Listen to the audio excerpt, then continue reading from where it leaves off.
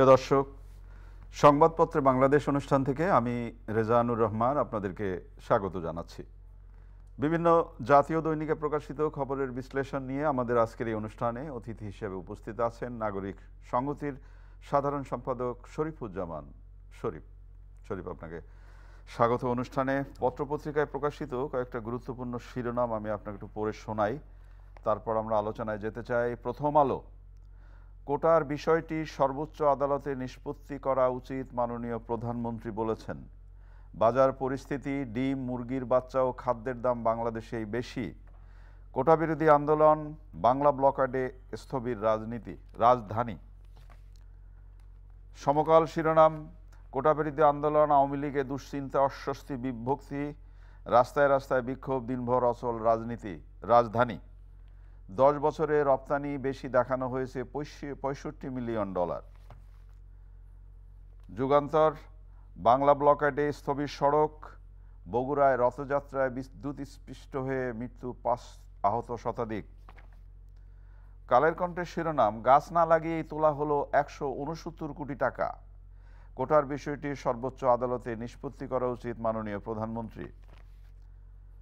দৈনিক ইত্তেফাক, ব্লকেডে স্থবির ঢাকা, ধর্মঘটে অচল পাবলিক বিশ্ববিদ্যালয়। হাইকোর্ট থেকে সমাধান আসা উচিত, প্রধানমন্ত্রী। কোটা বিরোধী আন্দোলনের যৌক্তিকতা নেই। বাংলাদেশ প্রতিদিন, যৌক্তিকতা নেই কোটা বিরোধী আন্দোলনের, প্রধানমন্ত্রী বলেছেন। ক্লাস পরীক্ষা বন্ধ, ছাড় না দেওয়ার ঘোষণা শিক্ষকদের। চীনের সঙ্গে হবে 20 সমঝোতা। মানব জমিনের শিরোনাম, বাংলা ব্লকেডে স্থবির রাজনৈতিক, সড়ক মহাসড়ক। খুলনা ও মুন্সিগঞ্জে 2 ইউপি চেয়ারম্যানকে গুলি করে হত্যা। খবরের কাগজের শিরোনাম, বাংলা ব্লকেডে জনজীবন স্থবির, পদোন্নতি প্রত্যাশীরা হতাশ, ক্ষুব্ধ, উচ্চপদে ঢালাও চুক্তিভিত্তিক নিয়োগ। দেশ রূপান্তরের শিরোনাম, কোটা বিরোধীর মুঠোয় রাজপথ, 13 বছরের সর্বোচ্চ মূল্যস্ফীতি। সচিবালয়ে কাদের, শ্রীলঙ্কার মতো ভুল যাতে না হয় সতর্ক হতে হবে। দৈনিক বাংলা, রাজধানী জুড়ে তীব্র যানজট, প্রধানমন্ত্রী আজ চীন যাচ্ছেন, 20 থেকে 22টি সমঝোতা স্মারক স্বাক্ষরের সম্ভাবনা। সময়ের আলো শিরোনাম, বাংলা ব্লকেডে ভোগান্তি, অনিয়মের চাষাবাদ খামার বাড়িতে। দৈনিক জনকণ্ঠ, কার ভুলে গরমিল, রপ্তানি আয়ের হিসাবের তথ্যে বড় হেরফের, কোটার সমাধান হাইকোর্ট থেকেই আসতে হবে। শরীফ, আপনি শিরোনাম শুনলেন। গত কয়েকদিন ধরে কোটা আন্দোলন এবং শিক্ষকদের আন্দোলন নিয়ে বলা যায় স্থবির শিক্ষাঙ্গন। মাননীয় প্রধানমন্ত্রী কয়েকটি গুরুত্বপূর্ণ কথা বলেছেন। তিনি বলেছেন কোটার বিষয়টি সর্বোচ্চ আদালতে নিষ্পত্তি করা উচিত। আবার তিনিও বলেছেন যৌক্তিকতা নেই কোটা বিরোধী আন্দোলনের, পড়াশোনা নষ্ট করে কোটা আন্দোলনের যৌক্তিকতা নেই। আবার আরেকটি রিপোর্ট বেরিয়েছে, আওয়ামী লীগের দুশ্চিন্তা, অস্বস্তি, বিভক্তি কোটা নিয়ে। আপনাকে ধন্যবাদ, দর্শক শ্রোতাদেরকে ধন্যবাদ। কোটা ইস্যুটা বাংলাদেশে গত কয়েক বছর ধরে বেশ আলোচিত একটা ইস্যু, এই কারণে যে এই বিষয়টির সঙ্গে হাজার হাজার লক্ষ লক্ষ শিক্ষার্থীর জীবন যেমন যুক্ত, একই সাথে তাদের পরিবারের স্বপ্নও জড়িত। আমাদের এখানে চাকরির ক্ষেত্রে, বিশেষ করে সরকারি চাকরিতে একটা তীব্র প্রতিযোগিতা এবং প্রতিদ্বন্দ্বিতা আছে। এর কারণটা হচ্ছে যে আমাদের এখানে আপনার যে প্রতি বছর যত সংখ্যক মানুষ চাকরির বাজারে আসে, তাদের সেই ধরনের কর্মসংস্থানের জায়গা নেই। রাষ্ট্রের উদ্যোগে এখানে ওই ধরনের ভারী শিল্পায়ন হয়নি, যার কারণে আমাদের ডেভেলপমেন্টগুলো সাধারণত সড়ক উন্নয়ন এই ধরনের, কিন্তু মানুষের কর্মসংস্থান সৃষ্টির জন্য যে ধরনের পদক্ষেপগুলো রাষ্ট্রের উদ্যোগ থেকে, সেই পদক্ষেপগুলো কম হয়েছে, প্রাইভেট সেক্টরে বেশি হয়েছে। তো সরকারি চাকরির প্রতি সেই সব কারণে আকর্ষণটা বেশি এবং প্রতিযোগিতাটাও বেশি। যদিও চাকরি পাওয়ার ক্ষেত্রে এখন যোগ্যতার থেকে অথবা যোগ্যতার পাশাপাশি আর্থিক সক্ষমতা একটা গুরুত্বপূর্ণ। অনেকেই আমরা বিভিন্ন জায়গায় দেখি যে চাকরি অনেক রকমের কিনে নিতে হয়, এই জন্য আর্থিক সক্ষমতা বললে বেশি। তো আমি যেটা মনে করি যে একটা দেশের বিভিন্ন জনগোষ্ঠীর লোক থাকে, তো তারা সবাই একই রকমের যোগ্যতা অর্জন করে না। পিছিয়ে পড়া জনগোষ্ঠী আছে, নারী আছে, ইত্যাদি ইত্যাদি, যারা, তাদের জন্য রাষ্ট্রের কতগুলো চিন্তা থাকতে হয়, তাদেরকে কিভাবে এগিয়ে আনতে হবে। সেই কারণে কোনো কোনো জায়গায় কোনো কোনো ক্ষেত্রে কোটা বা সংরক্ষণ সিস্টেমটা দরকার আছে। কিন্তু একটা শ্রেণীর জন্য আপনি মূল চাকরির 3 ভাগের 1 ভাগ সংরক্ষণ করবেন, মুক্তিযোদ্ধাদের কথা আমি বলছি। যদিও মুক্তিযোদ্ধাদের বিষয়ে আমাদের ভালোবাসার জায়গাটা কিন্তু একেবারে অফুরন্ত, তাদের প্রতি শ্রদ্ধার জায়গাটা এটিও অফুরন্ত, কিন্তু আপনি খেয়াল করে দেখবেন যে বাংলাদেশের প্রকৃত মুক্তিযোদ্ধা যারা, এদের সাথে আলাপ যদি করেন, এদের মধ্য থেকে এই ধরনের তাদেরকে নিয়ে সুযোগ সুবিধার জায়গাটা, তাদের অনেকেই তারা ক্ষুব্ধ, তারা বিরক্ত, তারা অনেকেই প্রত্যাশা করেন না যে এরকমের জায়গা হোক। আমি মনে করি যে এর আগে যে দাবিটা উঠেছিল, কোটা কিন্তু বাতিলের দাবি ওঠেনি কখনো, দাবি উঠেছে কোটা সংস্কার। আপনার 30% আছে, এটি আপনি আলোচনার ভিত্তিতে কমিয়ে নিয়ে আসেন, এবং এই কাজটি করলে কিন্তু সমস্যাটা তখনই সমাধান হয়ে যেত।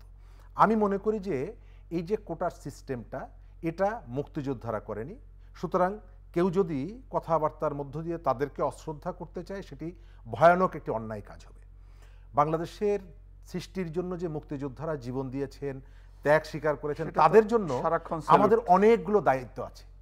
এই যে সরকার কতগুলো ইতিবাচক পদক্ষেপ নিয়েছেন তাদেরকে গৃহ নির্মাণ করে দেওয়ার জন্য, আপনি খেয়াল করে দেখবেন যে প্রত্যেকটা মানুষ সেটিকে, তার গুণগত কোনো যদি সমস্যা থাকে সেটি নিয়ে মানুষ প্রশ্ন তোলে, কিন্তু তাদেরকে এই যে ঘর বানিয়ে দেওয়া, বীর নিবাস যে নামকরণ করা হয়েছে, এই সাপোর্টটাতে অনেক প্রশংসা।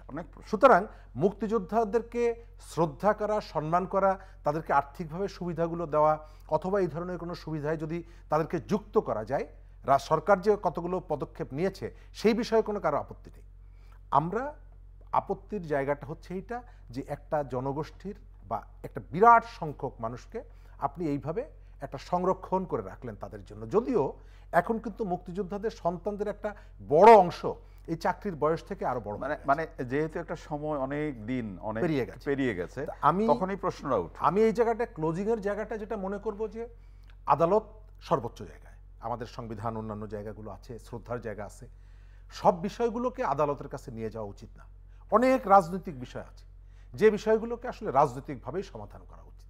রাস্তার আন্দোলন, আচ্ছা আমি জিজ্ঞেস করি 90 সালে যে এরশাদের পতন হয়েছিল ছাত্র আন্দোলনের মধ্য দিয়ে, ওই সময় যদি কেউ একটু কোর্টে যে রিট করতো যে আন্দোলন করে এরশাদকে ফেলা যাবে কি যাবে না, এবং তার বিরুদ্ধে যদি একটা কেউ ওই সময় আদালতের পক্ষ থেকে যদি বলা হতো যে না সরকারের বিরুদ্ধে আন্দোলন করা যাবে না, তাহলে কি হতো? আমি সেই কারণে মনে করি যে অনেকগুলো বিষয়কে আদালতের কাছে নিয়ে যাওয়া উচিত না। এক, দ্বিতীয়ত হচ্ছে আজকে বিশ্ববিদ্যালয়ের যে জায়গাটিতে এসেছে, আপনাদের সময় বিশ্ববিদ্যালয় দীর্ঘদিন ধরে বন্ধ, সেই ধারার থেকে কিন্তু আমরা বেরিয়ে এসেছি। আমরা পাবলিক বিশ্ববিদ্যালয়গুলোতে রেগুলার ক্লাস হতো, সেখানে একচেটিয়া দখলদারিত্ব, এটি সত্য। সেখানকার শিক্ষকদের বিরুদ্ধে অনেক রকমের অভিযোগ, সব শিক্ষক না, একটা বিরাট সংখ্যক শিক্ষকের বিরুদ্ধে। কিন্তু এটাও সত্য যে বিশ্ববিদ্যালয়গুলো যে অস্বাভাবিক বন্ধ, সেই জায়গা থেকে কিন্তু বেরিয়ে এসেছিল, নিয়মিত ক্লাস হতো। একটা সরকারের সময়ে আমি মনে করি যে আজকে যে বিশ্ববিদ্যালয়গুলো বন্ধ রয়েছে, বিশ্ববিদ্যালয় শিক্ষকদের আন্দোলনের কারণে, কোটা একটা জায়গায় শিক্ষকদের আন্দোলন, এটি সরকারকে ইতিবাচকভাবে এবং দ্রুততার সাথে বিবেচনা করা উচিত। আমার মনে হয় যে কেউ কেউ অথবা কোনো কোনো জায়গা থেকে এই প্রক্রিয়াটা একটু ধীরে হোক, এই ধরনের একটা দৃষ্টিভঙ্গি পোষণ করা। এই প্রসঙ্গটাই আপনার সাথে আমি কথা বলতে চাই। গত কয়েকদিন ধরে যে দুর্ভোগটা সাধারণ মানুষের হচ্ছে, আপনি পেছনের কথাও তুলেছেন, কিন্তু এই যে এই ধরনের আন্দোলনের মধ্যে, যেমন ধরেন দেশের প্রত্যন্ত অনেক অঞ্চলে এই যে কোটা বিরোধী আন্দোলনকারীদের কারণে রাস্তায় মাইলের পর মাইল যানজট হয়ে গেল। যানজট আমরা পত্রপত্রিকায় এবং বিশেষ করে টেলিভিশন চ্যানেলে মানুষের দুর্ভোগের কথাও দেখছি, চিত্রটাও দেখছি। মানে একদিকে আন্দোলন, একদিকে মানুষের দুর্ভোগ, এটা আমরা অনেকদিন কিন্তু দেখিনি। মানে একটা ওই সন্তোষজনক জায়গাটা ছিল, কিন্তু এখন যে জায়গাটা দাঁড়িয়ে গেছে, যেমন ধরেন আপনি হরতালের কথা যদি ভাবেন, হরতাল কিন্তু ভুলে গেছে মানুষ যে হরতাল কি জিনিস, হরতাল কি, অবরোধ কি, এটাও অনেকটা ভুলে গেছে। কিন্তু এখন যে এই যে আবার এসে মানুষের যে দুর্ভোগটা তৈরি করা হলো, আপনি যেটা বলছিলেন যে যেটাতে লেন্দি হয়, একসময় হয়তো সব কিছু থেমে যাবে, আমরা কিন্তু আবার হাতে হাত মিলিয়ে ক্লাস চালু হবে, ছাত্রছাত্রীরা ক্লাসে ফিরে যাবে, কিন্তু ওই মাঝখানে যে গ্যারাকলে পড়ে যাওয়া শিক্ষাঙ্গন, শিক্ষা ব্যবস্থা, তার যে ক্ষতিটা হবে কি হবে? আমার গত কয়েকদিনের অবজারভেশনে, আমিও তো দীর্ঘদিন ছাত্র রাজনীতির সাথে, এজন্য আপনাকে প্রশ্নটা করলাম। তো সেই কারণে আমার মনে হয়েছে, আমরা দেখেছি আমি তিন চারজন উপাচার্যকে বিশ্ববিদ্যালয়ে দেখেছি, আন্দোলনগুলোতে সরাসরি সক্রিয়ভাবে এবং দায়িত্ব নিয়েই ছিলাম। এই ধরনের একটা পরিস্থিতি তৈরি হলে দ্রুত সমস্যাটা কিভাবে সমাধান করা যায়, কখনো কখনো আমাদের সাথে পেছন বসা। থেকে যোগাযোগ রাখা, বসা, দ্রুত সমস্যার সমাধান করার জন্য নানা পক্ষ থেকে চেষ্টাগুলো এগুলো ছিল।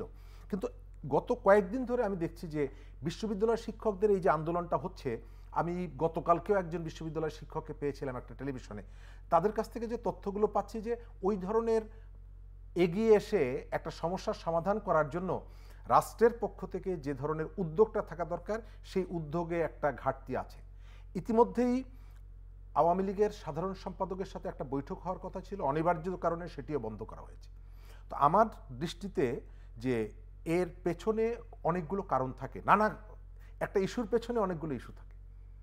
আপনি আজকে যে নিউজগুলো দেখলেন তার মধ্যে একটা জায়গায় দেখলাম যে কত 212 কোটি টাকা নিয়ে গেছে, কিন্তু একটা গাছও লাগানো হয়। এর আগে গত কয়েকদিন ধরে কিন্তু মিডিয়াতে নিউজ ছিল অমুক কর্মকর্তার 700 কোটি টাকার সম্পত্তি, অমুক কর্মকর্তার 900 বিঘা জমি। সেই নিউজগুলো কিন্তু আস্তে আস্তে দূরে সরে যাচ্ছে। সোশ্যাল মিডিয়াতে অন্যান্য জায়গায় এই কোটা আন্দোলন, বিশ্ববিদ্যালয় বন্ধ আছে, এই বিষয়গুলো আপনার একটা কৌশল হলো। আপনি কি ইঙ্গিতটা দিচ্ছেন যে আন্দোলনগুলো এভাবে চলুক আর এইখানে যে দুর্নীতির যে মানে যে খবরগুলো ছিল সেগুলো আস্তে আস্তে চাপা পড়ে আমি যাবে? এটি মানে অস্বীকার করি না, এই সম্ভাবনাটাকে অস্বীকার করি না। কারণ হচ্ছে আমাদের এখানে এই ধরনের কতগুলো ঘটনা বিভিন্ন সময় ঘটেছে। একটা ইস্যুকে পেছনে নিয়ে আসা, আরেকটা ইস্যু তুলে দেওয়া, সামনে নিয়ে আসা। এবং আমি গতকালকে একটা টেলিভিশনে বললাম যে 21শে ফেব্রুয়ারি, অর্থাৎ ফেব্রুয়ারি মাস আমাদের ভাষার মাস। প্রতি বছর বইমেলা হয়, প্রচুর বই বের হয়, এটি সাহিত্য সংস্কৃতি, এর সাথে রাজনীতিও আছে। কিন্তু পুরো ফেব্রুয়ারি মাসটা আমরা পার করলাম মোস্তাক এবং তিশার বিয়ে নিয়ে। তারা বইমেলায় গেছে, খেয়াল আছে আপনার নিশ্চয়ই? অবশ্যই কতটা বিব্রতকর এবং কতটা লজ্জাস্কর একটা বিষয়। মানে আপনি যে প্রসঙ্গটা তুললেন সেই প্রসঙ্গটা আমাদের কোন জায়গায় দাঁড় করায়, আপনি যথার্থ বলেছেন। ফেব্রুয়ারি 21শে বইমেলায় বিশিষ্ট লেখকরা পাশে দিয়ে চলে যাচ্ছে, কেউ তার খোঁজ নিচ্ছে না।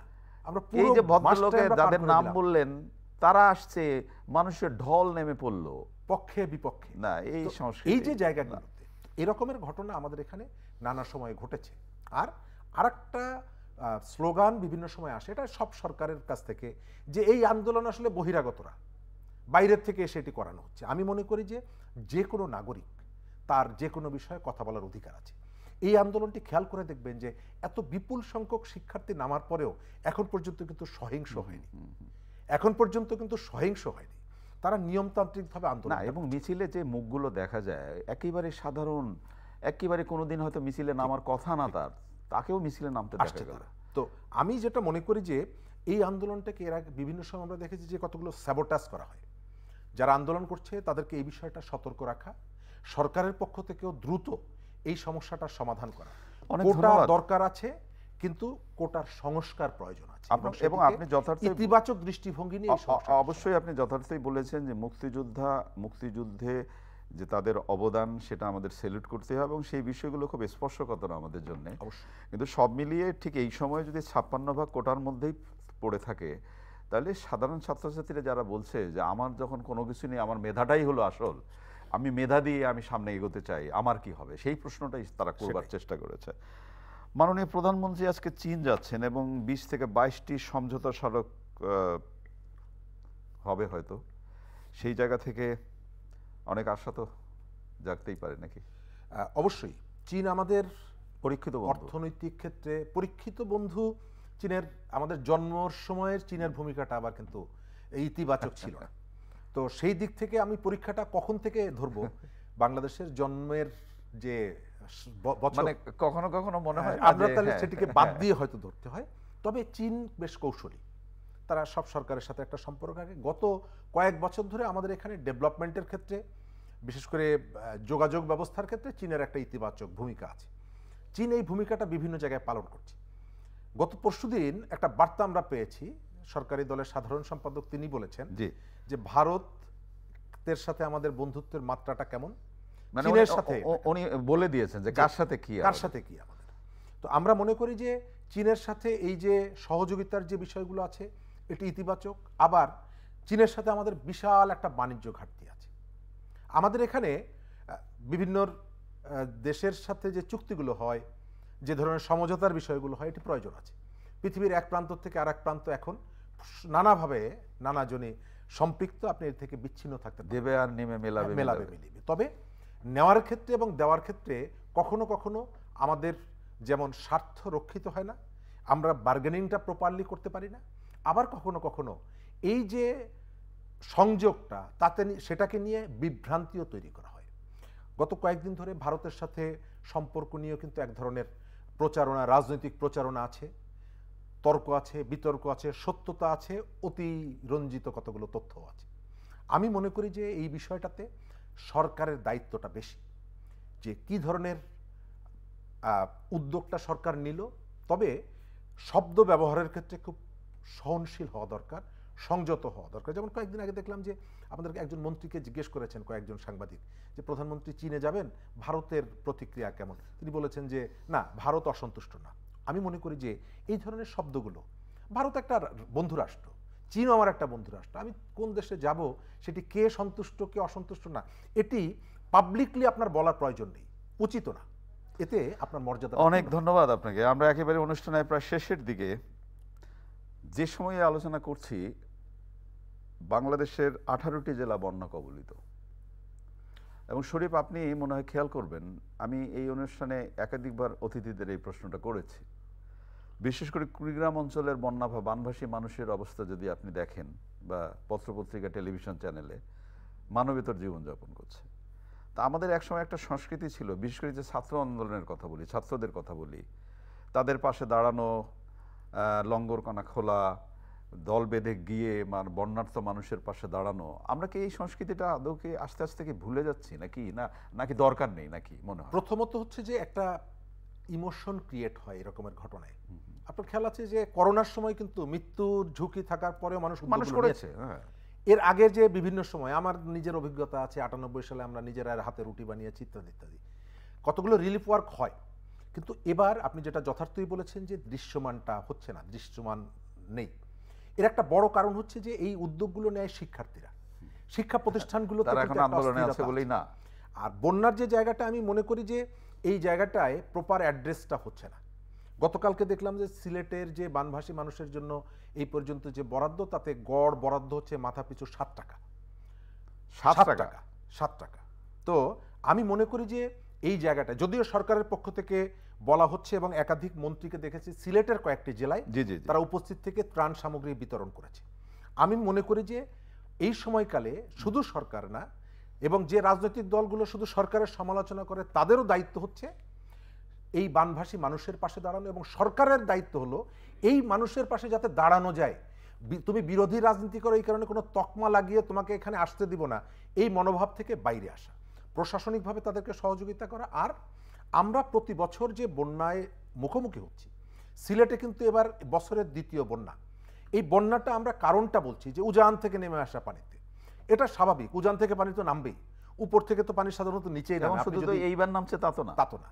কিন্তু সিলেটে উপর্যুপরি বন্যার কারণটা আমার ধারণা যে ইন্টারনাল আরও কতগুলো কারণ আছে।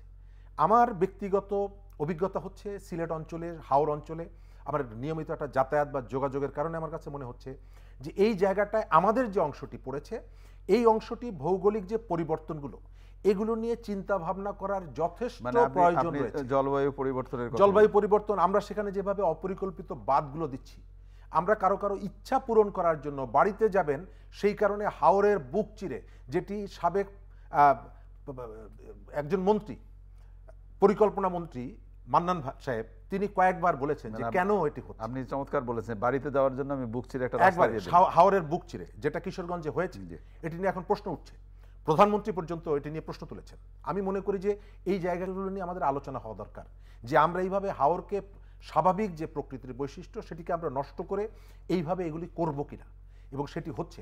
আমি মনে করি যে আমাদের এখানে যে এফেক্টেড যে মানুষগুলো, তার পাশে রাষ্ট্রের সর্বোচ্চ উদ্যোগ, রাজনৈতিক দলগুলো এবং সামাজিক শক্তিকে এগিয়ে। অনেক ধন্যবাদ আপনাকে। প্রিয় দর্শক, আমরা যে বিষয়গুলো নিয়ে আলোচনা করলাম আপনারা নিশ্চয়ই শুনলেন। বানভাসী মানুষ, বন্যার প্রকোপ দেখা যাচ্ছে, আমাদের যার যেখানে যে সামর্থ্য আছে সেই জায়গা থেকে এই দুর্গত মানুষগুলোর পাশে আমাদের দাঁড়ানোটা খুবই জরুরি।